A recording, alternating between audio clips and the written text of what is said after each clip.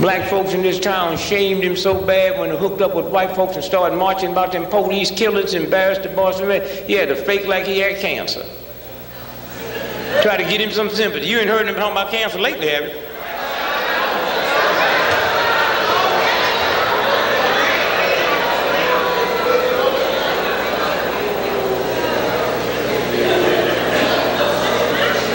That's the power you have when you come together and leave hatred somewhere and leave all that old craziness. You have the power to take the #1 most powerful city in the world and make the mayor fake like he's sick. Hope y'all will leave him alone. Cancer up in his butt. And then the police chief right behind him said, I just discovered, I said, damn, y'all got 32,000 cops there and can't watch your booty. Huh?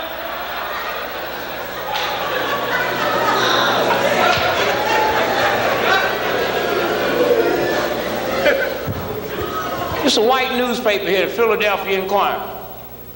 Sunday, March the 29th, 1997. A white paper. Saying daily life, blacks found to be more religious than white folks. If Al Sharpton said that, or Jet Magazine said that, or the Amsterdam News said that, even black folks would be complaining. But in this white racist system, the white folk got a right to tell the truth about me and nobody accuse them of being a racist. Well, I tell y'all something now, if you don't understand your power, because what's fixing to happen in the next 6 months, you better have fun and have fun quick, because recess is just about over. You have a God force and a God intelligence, and all you got to do is tune into it. And understand what racism will do to you.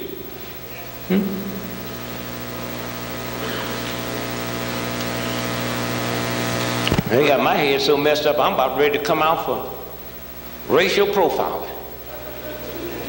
Yeah, you see, after that little 95 Carter in New Jersey, Highway 95, black folk got to complaining so much, they said, okay, we're going to do a little survey, and the federal government made them do a survey, and they found out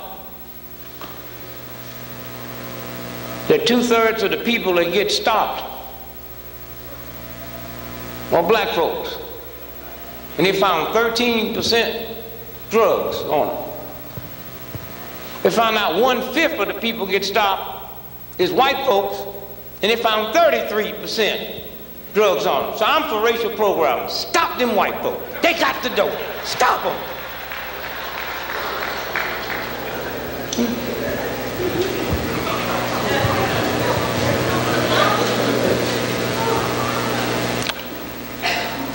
If you took 2 little bitty baby goldfish, you ever seen them when they're real small? They just look like a black pencil mark.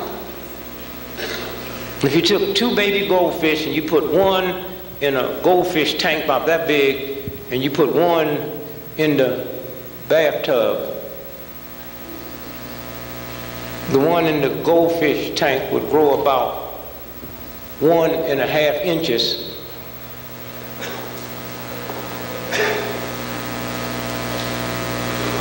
And the one in the bathtub would go 3 to 4 feet. And y'all need to do that experiment, because that's what a racist system do to you.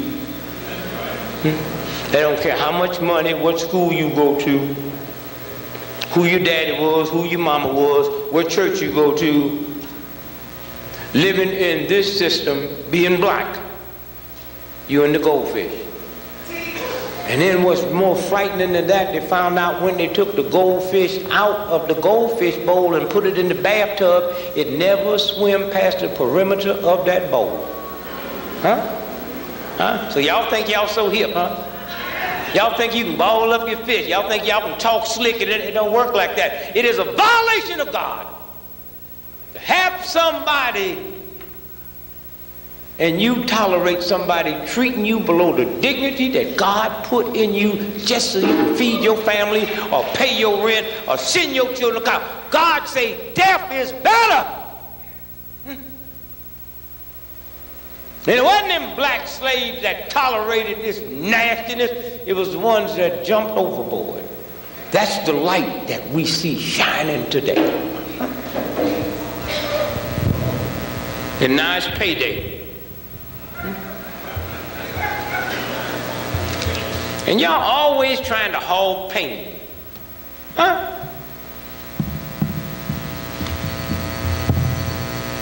Always talking about what white folk trying to do to you. World War I and World War II, they wasn't declaring war on Africa. Them white folks was declaring war on each other. All you got to do is just shut up and get out the way. You want to always be up there in their face. What's going on, boss? What we in trouble? Let's leave them alone. Just stand there, leave them alone. Say, I'll check you out when you get back, boss. I'll be here, I ain't going nowhere.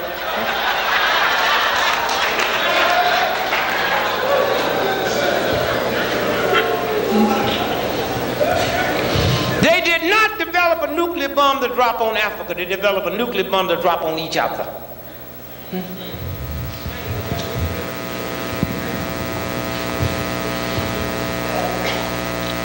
Y'all run around believing you black, you the nigger. There's a handful of these white boys and anything below them is a nigger.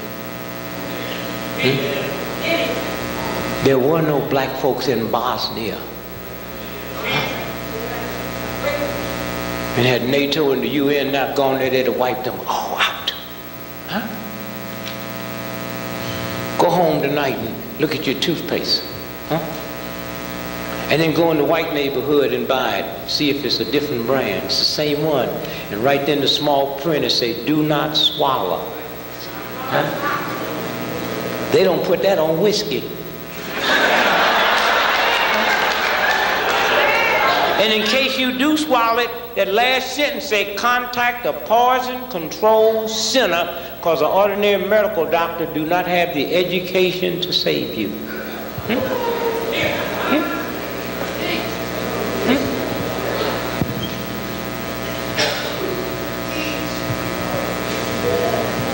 And so we're going to run fast tonight, so I want y'all to hear. I want you to pay attention. Very seldom I have this much to bring you. There's a vitamin that an Egyptian developed in the hospitals in Japan. Some of y'all probably heard of it, MGN what? 3. Who said that? MGM3. He took 3 mushrooms, and rice bran. And with that black consciousness coming out of Africa, he said, I'm not going to deal with cancer. I'm going to deal with the immune system. And he understand that your white cells, there's 130 different divisions, and all he dealt with was 1 and 2, which are the killer cells. And when you take that vitamin he put together with nothing but mushrooms and rice bran, if you got cancer, it'll knock it down. If you haven't got cancer, you can never get it. And they run around talking about they're trying to find a cure. If you got AIDS, it'll knock it down. If you haven't got AIDS, you can never get it. That's what the immune system about. HIV, V is for virus. What is AIDS? Immune deficiency breakdown. How do you solve it? Build up the immune system. They got y'all running around scared. I mean, scared. I ain't never seen. And black folk, y'all be scared of nothing. I ain't never seen. Ain't nobody on the planet scared of AIDS as black folks in America. You never have to worry about nobody stealing your car. You leave the door open, the keys, and the engine on. All I can do is put a sign. This car is used in AIDS research. And black folk can't even read or read that.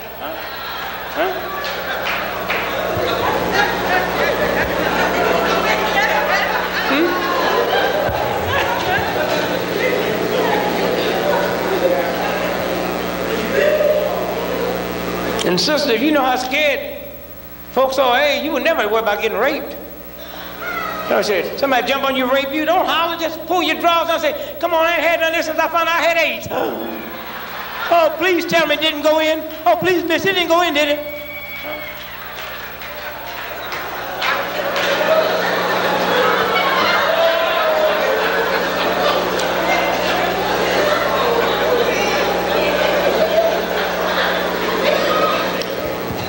I want you to hear this. It's called MGN3.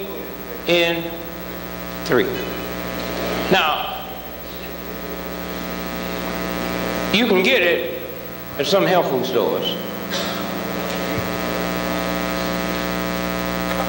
I have a friend of mine in D.C. that agreed to carry it because I cannot go around the country telling people about it and you got cancer or don't want to get it and you can't find it. Here's what I want you to do. If you write this phone number down, and I will leave this here, so you'll be able to get the phone number. Is 202-554-4499. 202-554-4499. They're talking about, I said I'm going to pay for the Bible. I did not say that. Will you be waiting on that? You will die.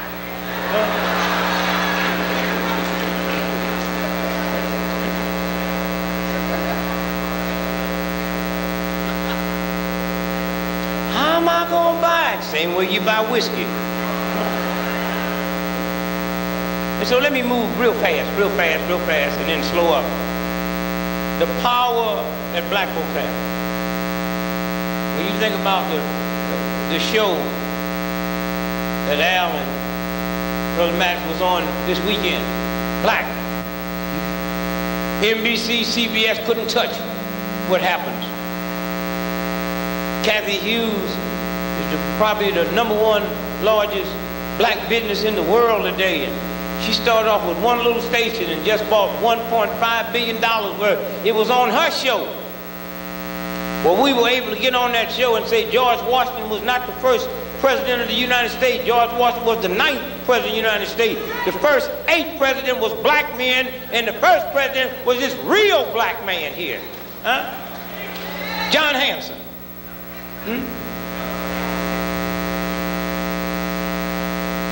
And we told folks on the show, go get your $2 bill and look at the back of the $2 bill and look at the left side. See that black man with the nappy hair sitting in that chair? That's John Hanson. Get a good look at him because he ain't waiting no tables for them white folks. And you don't have to be too smart to figure that out. If America's birthday is July the 4th, 1776, and Washington become president to 89, somebody one day got to say, who ran the country between you?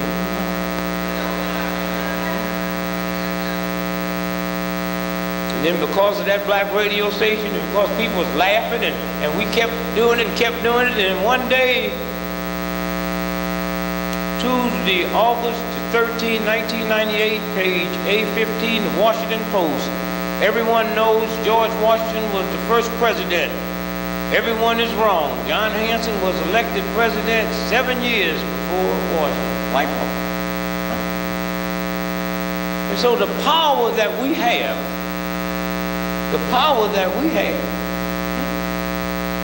is incredible when you understand that power and use that power. And stop being silly. How in the world can you live in a country where someone done stole you, brought you over here? It's the same folks that put smallpox germs in Indians' blankets. It's the same person that took 600 black men and said, we're going to give you a shot this winter so you won't catch a cold, and injected syphilis into them, and y'all got nerve enough to sit and not even entertain the thought that that's where AIDS come from. His invention. And y'all sit and you think you know God? AIDS was invented at Case Western Institute by a doctor by the name of Dr. Pavia that graduated from Northwestern University. And then they moved it from there to Cleveland General, then to Fort Detrick, and then they sent it out to 2 white neighborhoods. Gay white neighborhood in New York, gay white neighborhood in San Francisco, so nobody could ever sit around when they give it to you and say, no, they wouldn't invent it because didn't nobody have it with white folk first. That's how dirty this boy is. He'll kill his mama, then come get you just so you won't suspect it was him.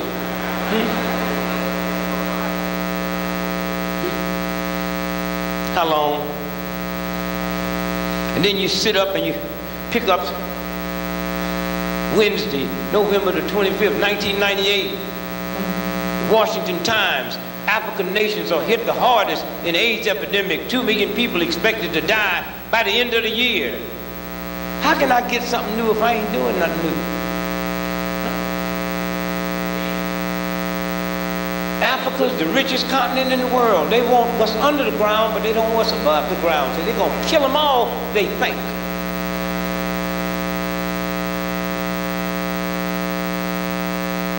My oldest daughter, she was at the London School of Economics working on her master's and doctorate degree, and me and the late Hosea Williams, we just happened to be over there to visit her, and I'm walking down the street, and in the front page, Times, Monday, May 11, 1987, smallpox vaccine triggers AIDS virus. And they do a whole story on how the World Health Organization, under the false pretense of eradicating smallpox, gave 75 million people AIDS.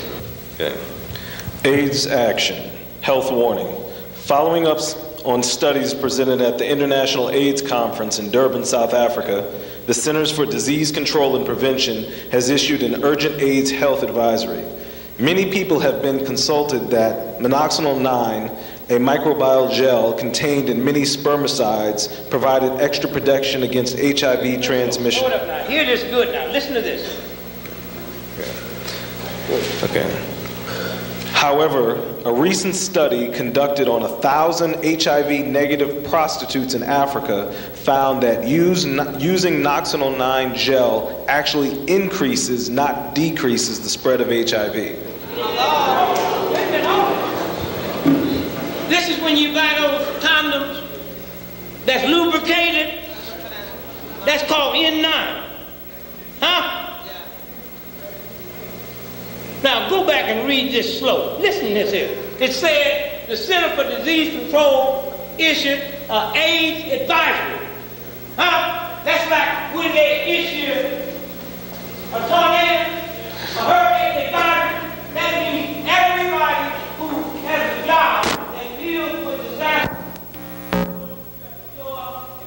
Microbiocide gel contained in many spermicides provides extra prevention against HIV transmission. However, a recent study conducted on 1,000 HIV-negative prostitutes in Africa found that using Noxonol 9 gel actually increases, not decreases, the spread of HIV. Hear me, okay? Now listen to this. All of the women who participated... No, I'm sorry, here. 2 days ago, I went into the drugstore and bought. And right down the bottom of it says, with monoxidil.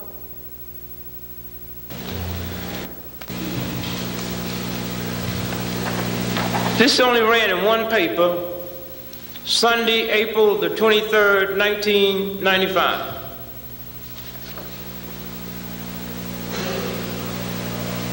Newsday, New York.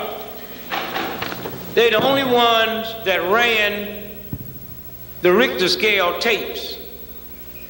Richter scale is where they measure earthquakes. And you can have a Richter scale here and an earthquake in India, it'll pick it up. This Richter scale was located at the University of Oklahoma. And so it picked up Oklahoma City bombing. And what it showed here was 2 bombs that went off. And I've been trying to tell y'all ever since it happened that one day you're going to pay the price for letting them frame that boy. Huh?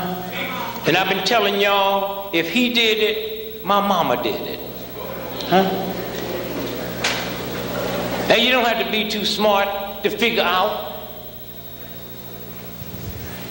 You see, they control white folks. And see, y'all just be so uppity. You think this man after you, he after white folks. Because he know you ain't gonna hurt him. They control white folks with isms. Communism, racism, sexism. Communism's gone, racism, sexism under attack. So he had to create a new ism called terrorism. And now the same budget he used to get for communism, he's fixing to get now for terrorism. Huh? And y'all sitting right here with this punk thug and didn't see that coming down the chute?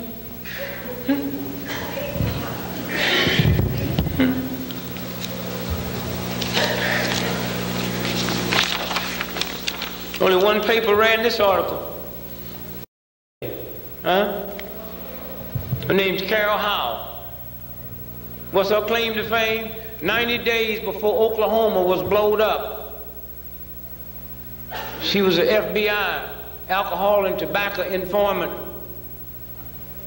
Her informant number was C1-183. She told them their drugs and laundering drug money, and they blew that plane out the sky. Huh?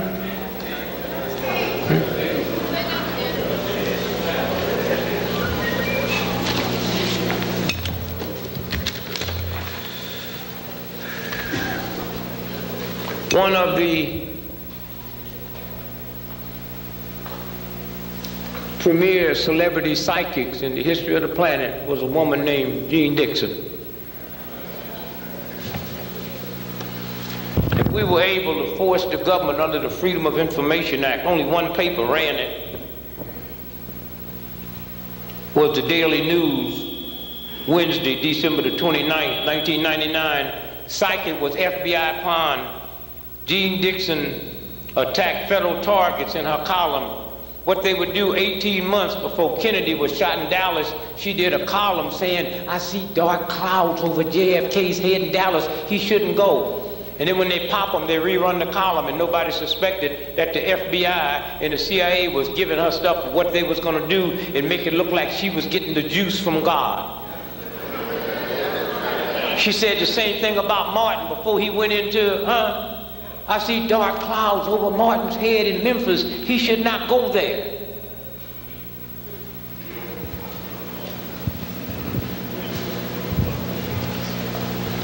She's the one that say she see communists involved with the civil rights movement.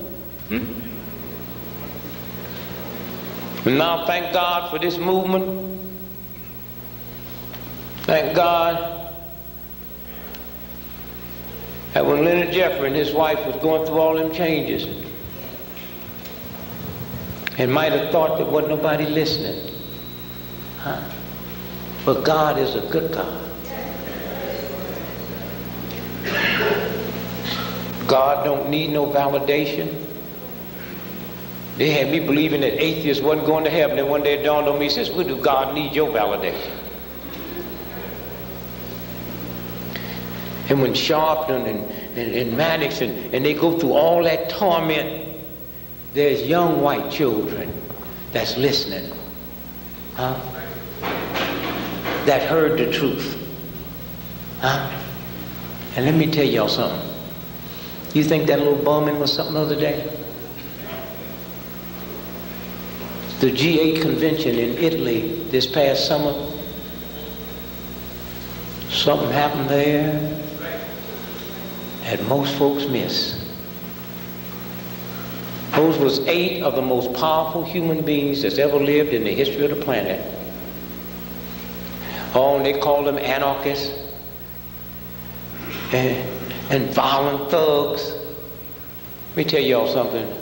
Because of this movement of ours that most of y'all ain't a part of, we have put it in their face, and for the first time in the history of the planet, white folks is being chased by their children. That's their children. Can you imagine if all of us in here now and our children is waiting outside, daring us to come out? Hear me now.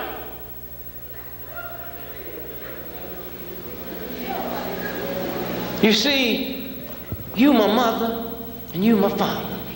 And y'all done lied to me about these two gentlemen here. And y'all can talk about integration if you want to, a bunch of little snotty-nosed punks.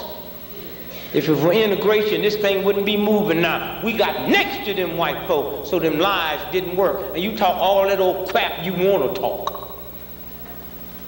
But them being next to us and seeing how smart we are, and seeing that we don't stink, and seeing that we don't have tails, and understanding that there's something inside of me called melanin that they don't understand, but they feel it.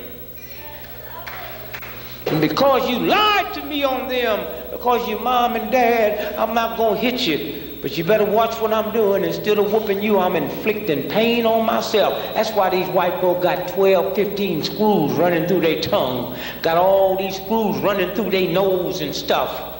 But one day I'm going to stop inflicting pain on myself. And when I do that, you and Pop better not be around. Because I will stomp y'all to death. Understand that? Y'all done bit your tongue accidentally while you was eating. You know how painful that is. These white folks go and stick their tongue out with no painkiller and say, put 5 bolts through it. And y'all don't see where this thing is going?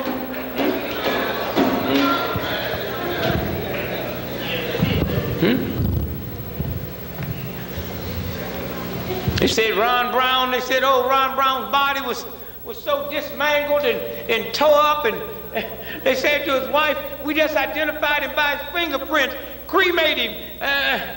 And the white boys that did the autopsy brought me the picture of Ron Brown laying on the ground dead, body intact, no blood, no broken skin, except in the back of his head, that bullet hole right there.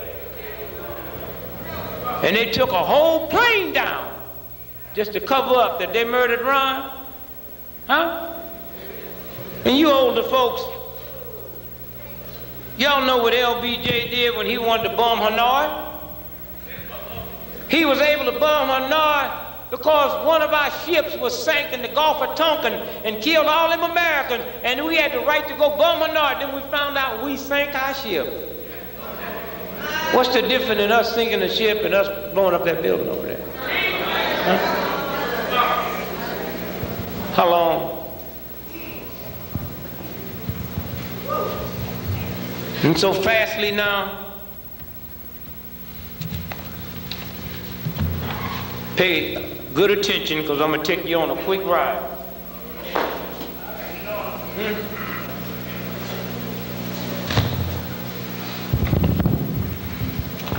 President the other day went to Chicago, on the front page of Chicago Tribune, the president said, Bush tells travelers to get on board. So y'all go back and get on them planes. And then he drove away on Air Force One with 10,000 guards and jet fighters following him. And then yesterday, him and his wife went to a restaurant with the mayor of Washington, D.C. and his wife and said, come on back out and eat. But they didn't tell you they had 5 divisions surround that restaurant, make sure he'd be okay.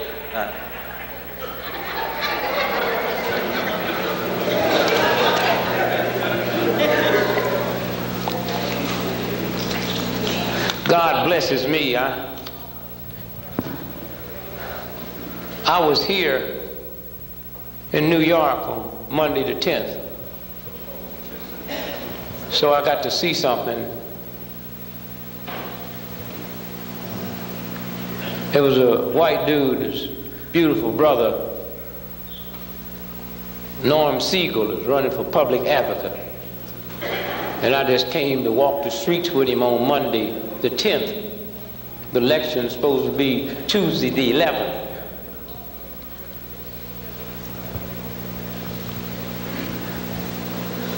And the black brother that, y'all remember how it rained that day?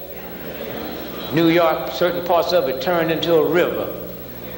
And I said to the brother with me, I said, I guess old Norm gonna win. He said, what do you mean? I said, well, the rain is telling us something. Whenever you get this kind of water, it means there's a new era being ushered in. I didn't know what it was. I thought it was him gonna, like when the water bag break, something new coming.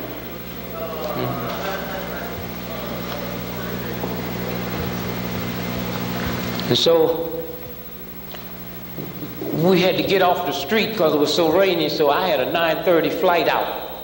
Let me tell you how God blessed me.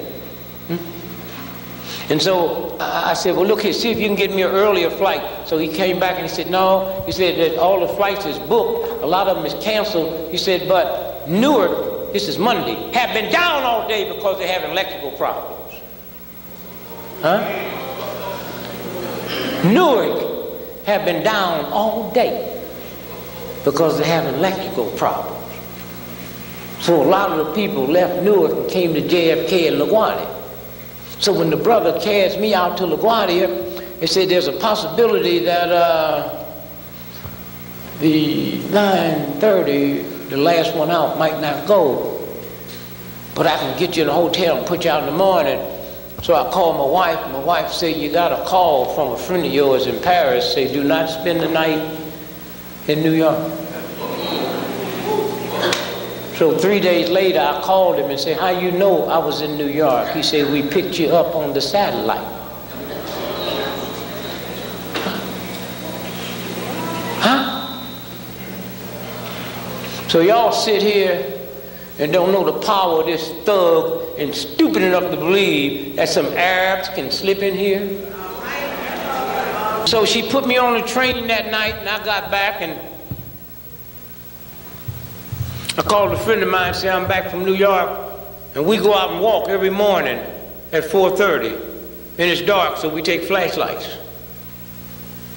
And I got to be at the Capitol for a press conference with Joe Madison and Congressman Walter Fauntleroy to deal with a press conference about the slavery in the Sudan. It's going to be at 10 o'clock, but we're going to go at 9 so we can do a radio show. And had I been there, I wouldn't have seen the early part of what happened. And when you don't see that, you miss a lot. Because the Capitol was supposed to have been one of the targets, and they shut it down, and nobody could get to their cars. So Joe and them was calling me at my house for me to give them a blow by blow. And why was I home? Because while I was out there walking, I tripped and fell. And hit my leg. And I got up and I said, damn, man, I haven't fallen since I was a child. I'm not running, I'm walking. I didn't know God had a master plan.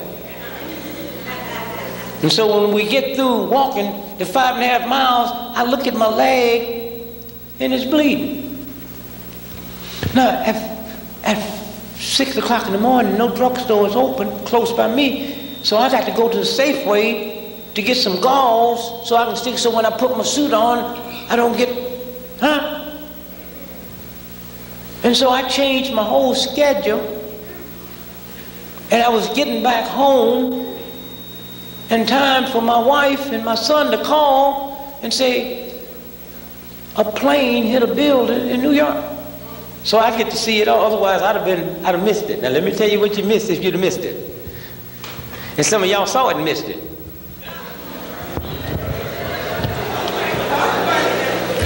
When it first got reported, it wasn't reported as a hijacking. They didn't know if it was a commercial plane, or a private jet. And all we saw was the smoke, smoke, smoke. And then while everybody was sitting there looking at that, we saw something go boom. And then they started the lie. And I called my wife and said, baby, listen to what they're saying. I said, a commercial wide-body plane cannot make that maneuver.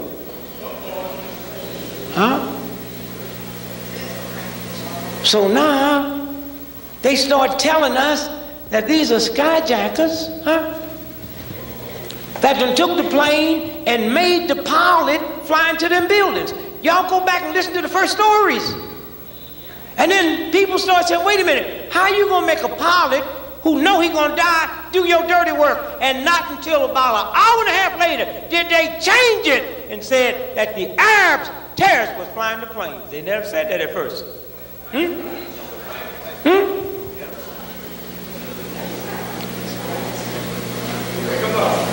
Hold your finger up like that. Hold both of them up like that. Look at them. That's what them two buildings look like at 600 miles an hour. How you gonna hit something that small? When you look at them. That's what them two buildings look like at 600 miles an hour. How you gonna hit something that small? When you just took a plane, you ain't even used to flying one. And how did we know they was Arab terrorists? Because they let them make phone calls. Otherwise, we wouldn't have known because everybody be dead. Can you imagine? I hate y'all so much. I'm going to break in your house and blow myself up just so I can kill you, and I'm going to let you call your daddy and say goodbye.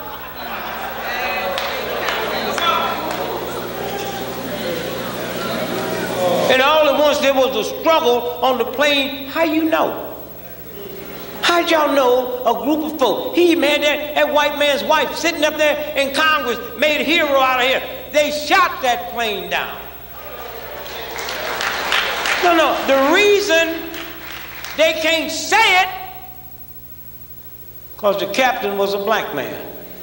And they cannot let the world know the first time America ever shot a commercial airline down, a black man was flying it. But when they said that wreck was scattered over 8 miles, if a plane crashed here, it's impossible for you to find pieces 8 miles away. It was scattered over 8 miles because it exploded in the air.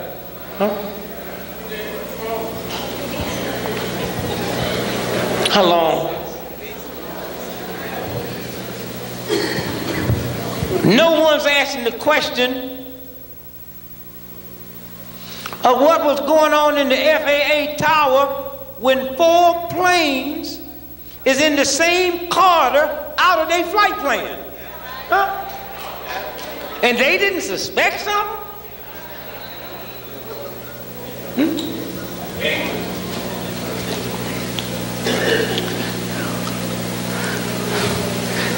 Don't y'all know they said somebody was on the PA system in them two buildings telling people to go back to the office? It's okay? Well, who can tell me to go back to death except the enemy? Then even if we was playing it straight, how did they get in the building? And how did they know what that system was? Then if you can get in the building to get on the PA system, you can also get in the building and bring dynamite. Because I watched that building crumble from the bottom, not the top. White boy called me in on the radio show to explain how that building crumbled from the bottom, although it was hit at the top. He told me he was a structural engineer. I said, I know what that is, but I got my ignorant grandmother I bring to the studio with me. She's so ignorant, he explained to her what a structural engineer is. So that white boy had to explain. And so I said, okay, she got it. Why'd you call in here? He said, well, you know, you said you couldn't understand how a building could be hit at the top and crumble from the bottom. He said, well, the way it happened was when that building was hit, them 2 planes, it was like 3,000 gallons of high octane fuel, and it was so hot in intensity that it melted the steel beams from the top all the way down, and they crumbled. I said, it sure makes sense to me, but my grandmother said, if that's true, how come the second building that was hit fell first? The first building was heated up 30 minutes for the second one, but it didn't fall first. See, when you got enough sense not to get mad and not to get scared, you see through that crap. It's when you get all high-strung and get all upset and, then you don't see through nothing. How long? Now we're going to run real fast here. I want to show you something. Come here. Yo. I want y'all to hear this real good because it didn't run but in one paper. San Francisco Chronicle, see the date there? September 12th, Wednesday, 2001. Y'all hear that? That's the day after, right? Yeah. San Francisco Chronicle. What's it say? Okay. For Mayor Willie Brown, the first signs that something was amiss came... Y'all know Willie Brown? Yeah. One of the most visible politicians on the planet. Best dressed. Go ahead. For Mayor Willie Brown, the first signs that something was amiss came late Monday when he got a call from what he described as his airport security, a full 8 hours before yesterday's string of terrorist attacks, advising him that Americans should be cautious about their air travel. The mayor, who was booked to fly to New York yesterday morning from San Francisco International Airport, It was not an abnormal call. I'm always concerned if my flight is going to be on time, and they always alert me when I ought to be careful. Exactly. Okay. Exactly where the call came from is a bit of a mystery. The mayor would say only that it came from my security people at the airport. Now, here it is, y'all. Here is one of the most visible politicians on the planet. He was told on Monday. Nobody picked that up on the wire. Nobody's running that story. You hear me? Nobody. And most of y'all, if you didn't hear it here, you wouldn't know. But if Willie Brown would have said to the Chronicle, they didn't kill enough of them, the whole world would have known these things. Not only are you nasty enough to do it, you also have the power to control the press so nothing goes out of what you want out. So if you don't get in tune to your body and your spirit, so you can feel what the truth is, you just as bad as he is. Also, hear me, also, this ran, San Francisco Chronicle, what's the date? Okay, September 14th, Friday, 2001. Listen to this now. Hear this. Early warning, State Department memo warned of terrorist threat. Former U.S. Secretary of State George Shultz said yesterday that he was startled by a little-noticed State Department memo that was issued a week ago and warned that Americans may be the target of a terrorist threat. This is the ex-Secretary of State under Ronald Reagan. This is what he said. The memo, issued just 4 days before the attacks on New York and Washington, identified the threat as coming from extremist groups with links. All over the world, on September the 7th, everybody that was supposed to know knew. Okay? Go ahead. Okay. So the threat's coming from an extremist group, links to Osama bin Laden's group. Go ahead. I have not idea what intelligence lies behind the warning, Schultz said, but they put this out because they had some sort of intelligence. Listen to this now. Listen. Okay. But as Schultz pointed out, the mere fact that a warning was issued indicates that something was cooking. And indeed, in the one-page alert, the State Department said that it had received information in May 2001 that American citizens may be the target of a terrorist threat. State Department had what? Received information in May 2001. And now they make like this was a surprise. Go ahead. Okay. U.S. State Department Representative Julie Rezide in Washington downplayed the significance of the bulletin yesterday, saying it was only one of the latest in a series of periodical issued public warnings by the department. Now hear this. Listen to this. Here. A confidential law enforcement memorandum. Good now. Listen to this. Confidential law enforcement memorandum made available to the Chronicle says that in the week before the attacks, India's intelligence apparatus intercepted an unidentified form of communication from suspected terrorist leader Osama bin Laden, referring to the September 11th attack, and adding that more attacks were planned. The memo did not go into further detail. This is Indian government. They outraged. Oh, we tried to tell y'all before it happened. Huh?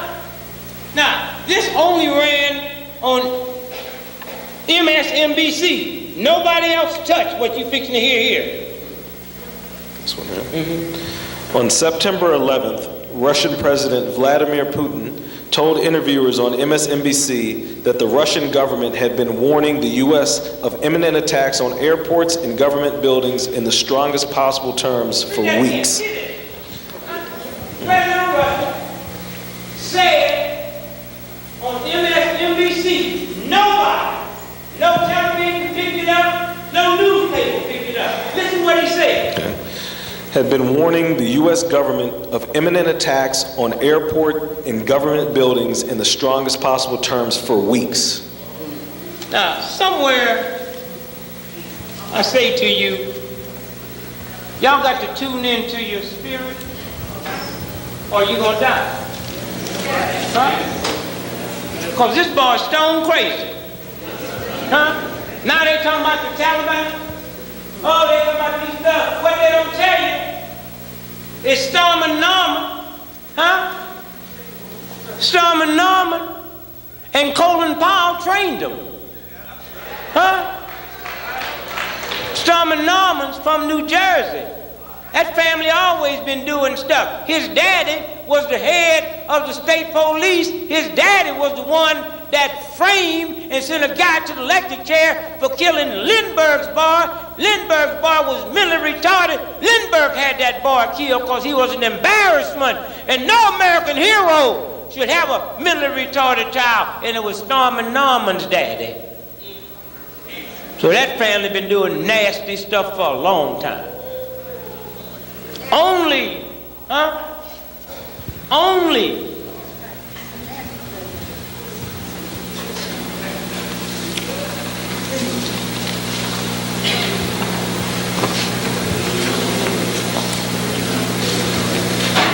CNBC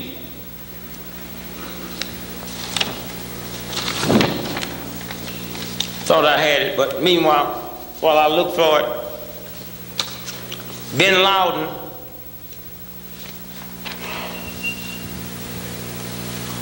has always been,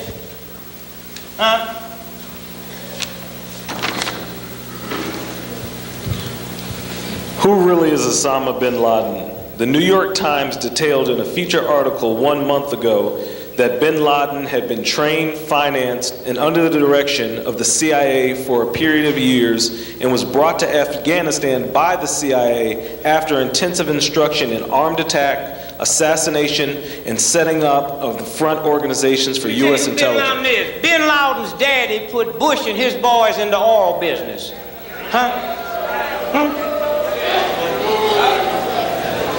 Bush and the CIA gave bin Laden $6 billion to put an army together to fight the Russians. And that Russian-Afghanistan war wasn't a war of liberation. 99% of all the pure heroin in the world comes out of that part of Afghanistan. 99% of all the pure hashish in the world. They was fighting over who was going to control drugs, and it was Britain and us. And you look at that punk Blair over there yesterday talking about they put drugs into our tools. They do it. And I sent him a cable this morning and said, have y'all forgot about the opium war y'all fought the Chinese? About y'all want, oh, come on now, I don't have such sharp memories, white boy.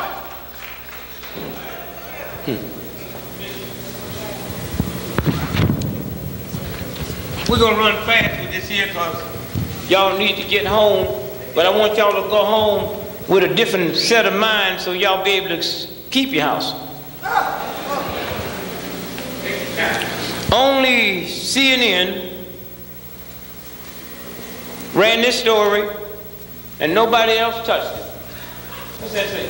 But not all of the annual U.S. aid is for food. Apparently, according to the CNN link referenced below, U.S. aid for the Taliban was $124.2 million this year. That's this year. This year. Them thugs, we need to go over there and fight with that crap. What they won't tell you is we gave them $124.2 million. But wait a minute, it didn't stop there. Listen to this.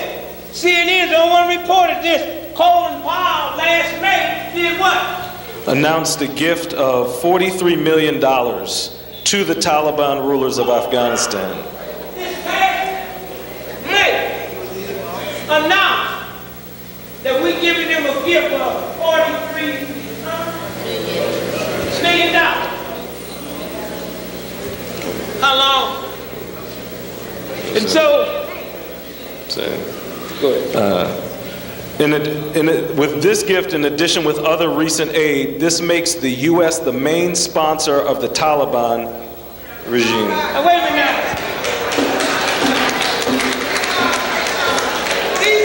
These are the folks we wonder where these thugs come from. We the man, huh? Now, let me just show you something here, because you have to dig deep when you're dealing with this thug. What's the date on that? June 4th, 1992. What page was that? It's from the Houston Chronicle. Did y'all hear that? Houston Chronicle, June what? 92. What's the headline say? Okay. Feds looked into G.W. Bush bin Laden connection in 92. 1992, major investigation by this government into the connection of Bush and his boys and bin Laden.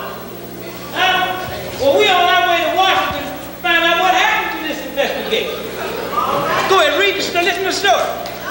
Federal authorities are investigating the activities of a Houston businessman, a past investor in companies controlled by a son of President Bush, who has been accused of illegally representing Saudi interests in the United States.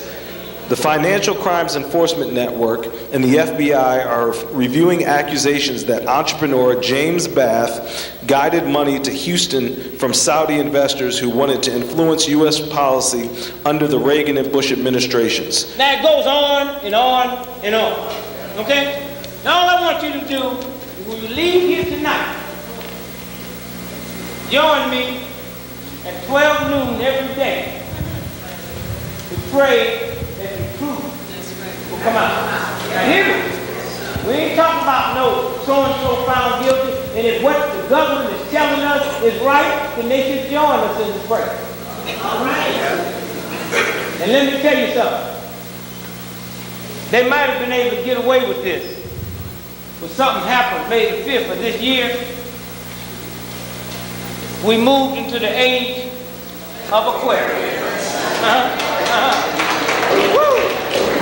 And you know what that means? Y'all need to go get that old Fifth Dimension song. They said the song was dawning of the age, because when they put that out, the age of Aquarius wasn't here. But they tell you what happened on the age of Aquarius when them planets line up in that seventh house, and what it means. For 6,000 years, this planet had been ruled by darkness, and now light took over.